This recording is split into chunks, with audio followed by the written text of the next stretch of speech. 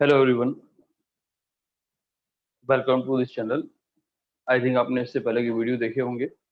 तो general awareness के ऊपर मैंने इसके पहले वीडियो बनाया है, जो उसमें आपने देखेंगे कि बैंकिंग स्ट्रक्चर के ऊपर बात की है। बैंकिंग स्ट्रक्चर पे मैंने 3 वीडियो अपलोड किए हैं, ठीक है, और एक बैंकिंग हिस्ट्री पे 4 वीडियो इस तरीके से अपलोड हो चुके हैं।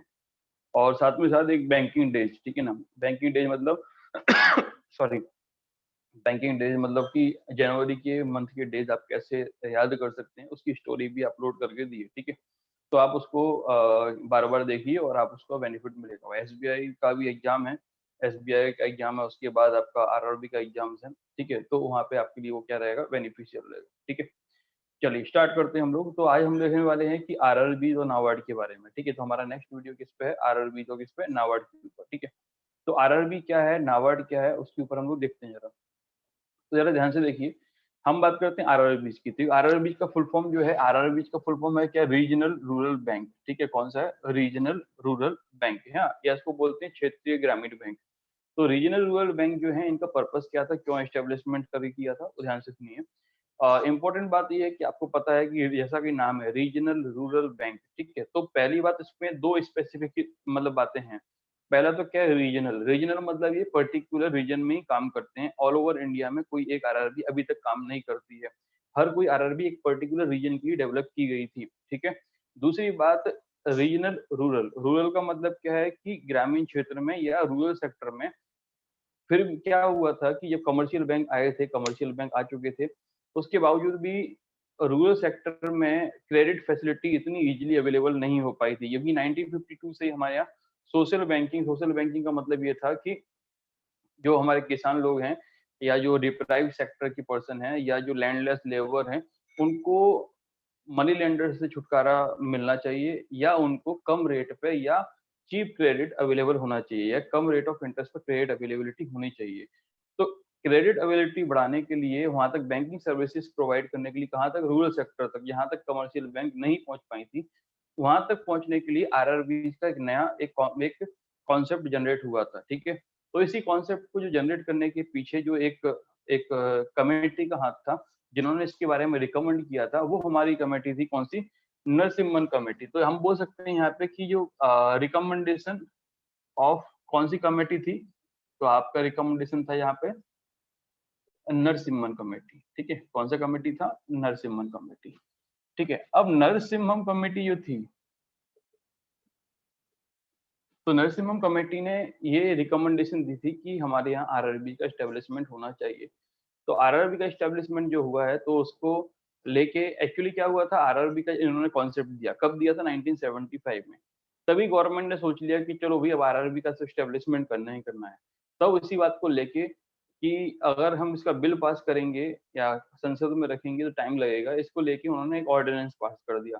ऑर्डिनेंस या अध्यादेश आप लोग जानते हैं, जो कि राष्ट्रपति साइन करके देता है, और उसको विद इन 6 मंथ के अंदर संसद के अंदर पास कराना होता है, ठीक है।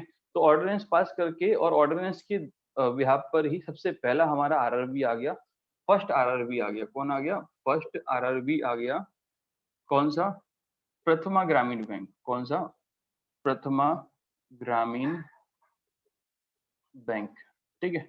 प्रथमा ग्रामीण बैंक था, ये आया था 1975 में, 2 अक्टूबर 1975 में प्रथमा ग्रामीण बैंक आया था। लेकिन अगर हम इसमें बात करते हैं यहाँ पे, ठीक है ना, तो लेकिन हम इसके ऊपर बात करते हैं, क्या बात करते हैं कि हम यहाँ पे ये बात करते हैं कि जैसे फॉर एग्जांपल कि प्रथमा ग्रामीण बैंक यहाँ पे ले लिया, ठीक है। लेकिन हम लोग इस पे बात करते हैं कि प्रथमा ग्रामीण बैंक है, ठीक है, और ये क्या था, फर्स्ट आरआरबी था, ठीक है। अब प्रथमा ग्रामीण बैंक जो था, ये आया था कब, 1975 में। लेकिन एक्ट जो आया था, कौन सा, आरआरबी एक्ट। आरआरबी एक्ट कौन सा आया था, 19 आरआरबी एक्ट 1976 का था, ठीक है। कौन सा था, आरआरबी एक्ट कौन सा था, आरआरबी एक्ट 1976 का था, ठीक है। तो आप यहाँ देख रहे होंगे कि आरआरबी एक्ट 1976 का है, ठीक है। आरआरबी एक्ट कौन सा है, 1976 का है, ठीक है। और उसके बाद दूसरा जो है हमारे पास, पहला आरआरबी कब आया था, 1975 में, दैट इज प्रथमा ग्रामीण बैंक। तो इसके साथ में हम लोग पढ़ लेते हैं कि एक्चुअली में आरआरबी का जो इसमें इंपॉर्टेंट बात जो है, इसका हेडक्वार्टर हम लोग पढ़ना पड़ेगा। तो इसका हेडक्वार्टर कहाँ है, मुरादाबाद में, मुरादाबाद यूपी में इसका हेडक्वार्टर था, ठीक है, कहाँ पर, मुरादाबाद, ठीक है। और इसका स्पॉन्सर्ड बैंक के बारे में थोड़ी देर में बात जानेंगे। तो इसका स्पॉन्सर्ड बैंक जो है वो था यहाँ पे सिंडिकेट बैंक। कौन सा बैंक था? Syndicate bank. तो सिंडिकेट बैंक इसका क्या है, यहाँ पे स्पॉन्सर्ड बैंक है। क्लियर हो गया? तो सिंडिकेट बैंक यहाँ पे क्या है, इसका स्पॉन्सर्ड बैंक है, ठीक है। चलो नेक्स्ट आगे आते हैं। तो आपने देखा होगा कि इतनी बातें हमारा क्लियर हो गई।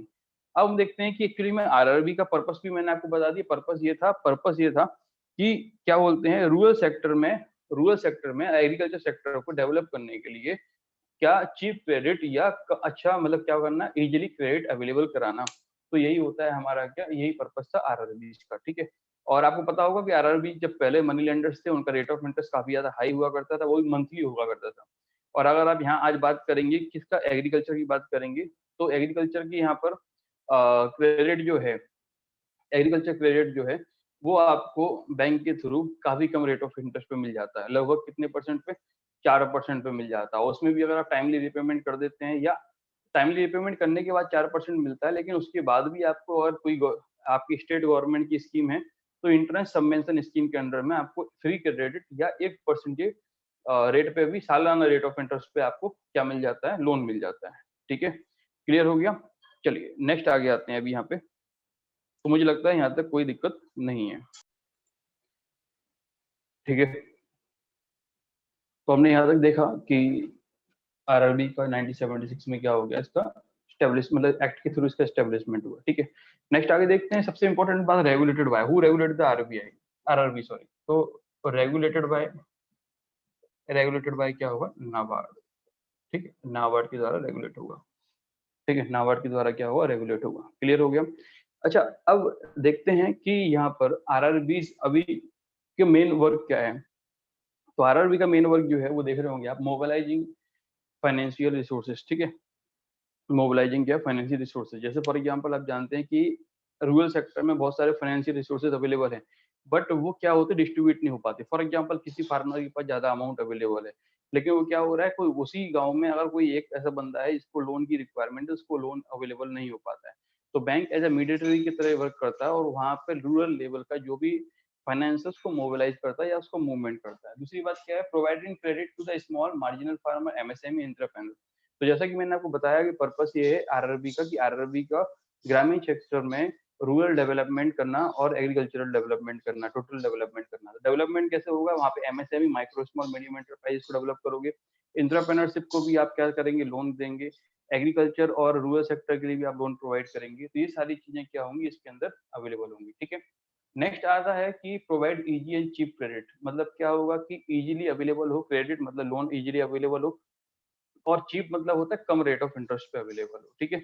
जैसे कि आपने एक टर्म सुना होगा, प्रायोरिटी सेक्टर लैंडिंग, इसको मैं बाद में कवर करूंगा।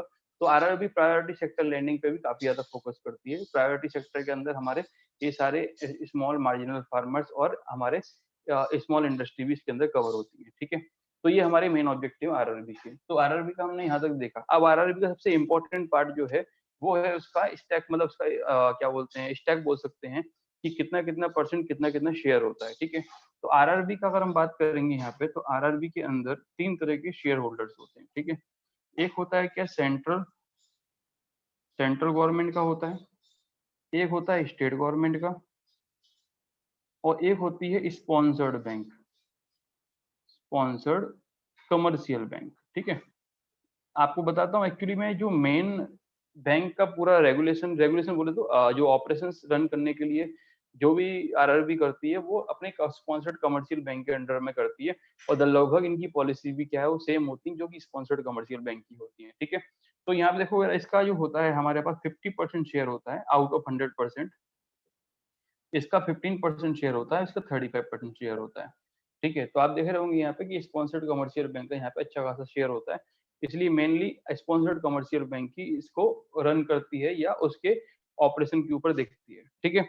चलो उसके बाद आगे आते हैं कि आपने देखा यहाँ पे, अब देखते हैं टोटल आरआरबी अभी कितने हैं। तो जैसे कि अभी ये मैं बात कर रहा हूँ, कब की बात कर रहा हूँ, मई 2021 की बात करता हूँ मैं, ठीक है।